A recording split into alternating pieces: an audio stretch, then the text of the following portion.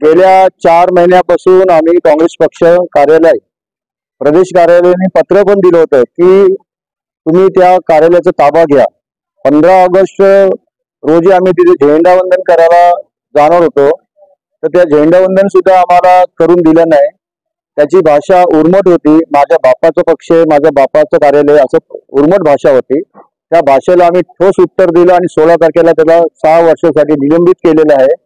त्यानंतर आम्ही काँग्रेस पक्षाचं कार्यालयाचं जी थकबाकी होती 9,35,650 त्यापैकी आम्ही 4 लाखाचं चेक जुलै महिन्यामध्येच पास केलं नगरपालिकेने आणि 5,35,650 चा चेक हा 22 ऑक्टोबरचा चेक दिलेला आहे। तरी पण आम्हाला कायदेशीर प्रक्रिया करून सुद्धा नावावर करण्यासाठी चालू ढकल करत होते। त्यासाठी आम्ही आत्मदहन करण्याचं आणि 100 कार्यकर्ते आत्मदहन करण्याचा इशारा दिला होता। त्या इशाऱ्याला आम्ही आज ठामपणे उभे होतो, पण काही तांत्रिक अडचणीमुळे सोमवार तारखेला ते करण्याचं आश्वासन दिलं माननीय संके साहेबांनी की सोमवारी तुम्हाला आम्ही नावावर करून देतो।